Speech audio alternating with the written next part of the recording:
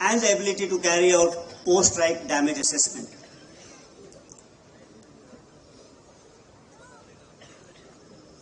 Let me now talk about some of the challenges before the armed forces in the context of this new normal which has been established, and in the context of Operation Sindoor, which you all know has been only temporarily halted. Some of you would be aspiring to have for a career in the armed forces. To those young minds, let me explain the role of military and its leadership during crisis. I'll try and put this particular thing across in the larger context of national security. I wonder if some of you have heard about Karl von Clausewitz. He was a Prussian general and he retired as a major, but his works on warfare are famous. He wrote this famous treatise on war, in which he has famously said that war is a continuation of policies by other means. So war actually was considered by him a subordinate activity which flows from a larger government policy. So in a democratic setup, the military is subordinate to the political authority or the elected government. The government decides the policy, and all instruments of the government play a role in achieving the ends of that particular policy. In the context of national security, should the government decide to use force for military force for attainment of its political objectives, then of course it's the role of the armed forces to provide two advices to the government. First is our role is to provide options to the government for applications of that military force, and second is to generate confidence so that bolder decisions can be taken. When I talk about options being provided to the government for application of military force, the variety in these particular options will be dependent on three factors. Firstly, capability development, which we have carried out during peacetime or no peace. This is largely a function of financial resources, and this is the responsibility of the government. The second factor on which the number of options would be dependent is the wargaming, the development of plans, rehearsal, operational preparedness. This particular is the responsibility of the higher military leadership. The third would be the standard of training and the state of morale of the armed forces. This, I think, is a joint responsibility of the government and the military leadership. It could also be seen as a national effort. The more options you have, the variety in the options, the better it will be, because you will be able to maintain surprise. And the second aspect was the generation of confidence. This will stem from projecting the right capability of our forces vis-a-vis that of the adversary. In run-up to Op Sindoor, a number of options were projected to the government. Each particular option had an element of risk and a degree of success that it could achieve to attain that political objective for which the government wanted to use force. Each option was to provide a degree of political end state. The one which provided the highest element of that political goals also had the highest element of risk in it. In this case, Gurid ke Bhavalpur, the headquarters of Lashkar-e-Toiba and Jaish-e-Mohammed, had an element of political and military risk. The government took that risk and thereafter gave us a free hand to execute these operations. I've spoken about the political authority and the military leadership, but between these two elements also lies a bureaucracy, which also includes diplomats. Their role is to galvanize the larger resources of the nation to fight that particular war, because after all, war is not fought only by the armed forces, it's a national enterprise, it's a national effort, and it is not fought by the military alone. While explaining the aspects of national security, I have endeavored to define the role of a politician, a bureaucrat, and a military leader. Let me explain to you how all of them operate or function with the help of an anecdote told to me by Lieutenant General Sinha, retired long back. He was a soldier, diplomat, and a politician. And it goes something like this. When a politician says yes, he actually means maybe. And when he says maybe, he actually means no. And if he says no, then he's not a good politician.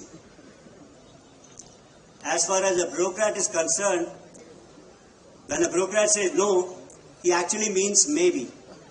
And when he says maybe, he actually means yes. And if that bureaucrat says yes at the beginning, he's actually not a bureaucrat. As far as a soldier is concerned, when he says no, it actually means no. If he says yes, he actually means yes. And if he says maybe, then he's not an actual soldier.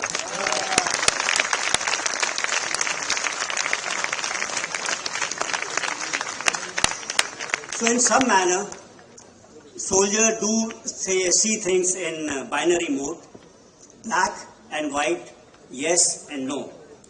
But the real world actually has a various shades of grey. In this emerging world, I believe that a politician must know the job of a diplomat or a bureaucrat and a soldier. A diplomat must know the job of a politician and a soldier. And the soldier must know the responsibilities of the job of a politician and a diplomat.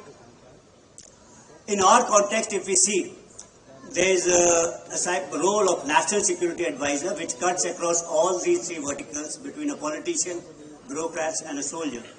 And in Operation Sindoor, this particular appointment played a major role in the outcome, defining the outcome of this particular conflict.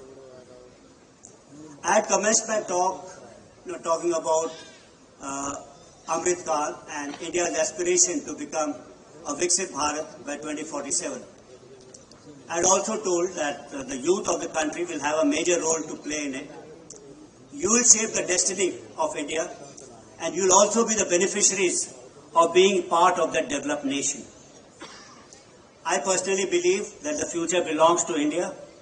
India as a nation, this is our Amrit Kaal. In the past, when the world lay undiscovered, physical attributes mattered. Example, conquering the highest mountains, discovering of different worlds, civilizations, etc. That drove the Westerners actually across the whole world. In today's world, where everything lies discovered, explored or accessible to all, there is a need to unravel the mysteries of the mind. The metaphysical will override the physical. Cognitive abilities will matter more, and Indians, I believe, are endowed with better cognitive abilities than other races. It's in our genes and our DNA. From ancient discoveries to modern accomplishments, Indian ability to think critically and creativity has always set us apart. In fact, a part of it was visible in the school exhibition when they spoke about yogic, mathematics of the Vedic times. We actually, in fact, over there I was talking about the numerical system, which was a gift to the world by us. Otherwise, the Roman numerals which the West had discovered are not conducive for any kind of calculation system. And also, gift to the nation, to the world was zero or shunya, which itself foundation of a basic mathematics. To visualize this concept of shunya itself is so difficult.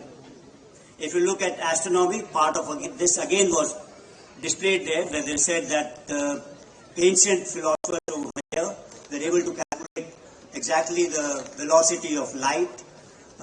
We have written Surya Siddhanta, which said that Earth is a sphere and we rotate around the sun. But when Galileo discovered this long back, he was actually tried for it and he was kept in confinement till death. People spoke about cosmos, that's something similar to as Brahman for us. We have spoken about Mahabharata, which was written by Ved Vyasa or about 4th BC, and this is actually almost about 10 times of Odyssey and Iliad combined together. Rig Veda, you all know, is our history of mankind, the oldest book of mankind. Why is this Indian mind so creative? It's my belief that it's creative because of intelligence. The factor is actually arises out of two factors, intelligence, that's memory and logic. So Indian mind is well tuned to memory because we have always followed an oral tradition. The Rig Veda and Mahabharata, it traveled across generations through oral traditions. So that has given us the ability to memorize. We are the only country in which children still learn tables by heart. So this has helped us develop a memory. Second thing is logic. And that is the culture of debate was part of the teaching process in India. Upanishads, that were a commentary on Vedas, and that's what we learned. So today what we see is wherever there is an application of mind, you'll find that India is doing well. From small things like playing chess to having a spell bee competition, you'll find CEOs of global technological companies from India. This particular creativity still exists in our DNA. It was suppressed because of this 800 years of subjugation and instilling a colonial mindset. Honorable Prime Minister of India has spoken about the Panch Pran, and one of गुलामी की मानसिकता को दूर करना है. Creative pursuits, I believe, are possible only when physiological needs are met. A safe and secure environment is important prerequisite, as it existed in the past, where there is no threat to life and property. Then only can you do creativity. This is the job of the armed forces, to provide that secure environment to the nation. Let me also talk about a little bit about colonialism. At least in my belief, that it's undergone three kind of phases. First was this physical colonialism, which we generally speak about, in which territory was occupied by outsiders, and the political decision making was influenced because the territory was occupied. So, and the forefront of this were trading companies like East India Company, before physically the land got occupied. Thereafter, probably the world moved towards an era of economic colonization, where political decisions of a state were influenced through economic quotient and inducements. And in this, probably again, the precursors to this were multinational companies. They were huge. Coca-Cola, General Electric, ExxonMobil, they could be there. But today we are entering into an era which I believe is something like cognitive colonialism, which is being led by tech giants like Apple, Nvidia, Microsoft, OpenAI. And these are going to influence the minds of the country and the political authorities. So I think there is a need for the younger generation to be cognizant of this fact that colonialism is changing shape in a different kind of a manner, and in present avatar, it may be actually affecting our minds. As part of my concluding remarks, I would like to say that when it comes to nation building, it's not only the task of the governments, soldiers or policymakers, it's the collective responsibility of every citizen. And I'll implore all of you to embrace science and technology, artificial intelligence, cyber, aerospace. These are not distant fields. They are the front lines of future. Practice digital responsibility with freedom from cognitive colonialism. In an interconnected world, security begins with personal ethics and in an evolved mindset. Live the life of service. Service is not only wearing a uniform. Every profession is pursued with honesty and dedication. Is service to the nation. Securing India physically is important, and armed forces are committed to that. Securing India intellectually in the cognitive domain is equally important. Believe in your own judgment, carrying forward India's self-assured identity into the future. We are 1.4 billion. It's a big database and a big consumer base. We can do it. As the armed forces protect the sovereignty of India, you must guard its values, innovate for its progress, and lead with responsibility. Together, we must ensure that the next century for India is brighter, stronger, and safer than ever before. And I'm sure together we all can do it. Thank you for your patient hearing, and Jai Hind.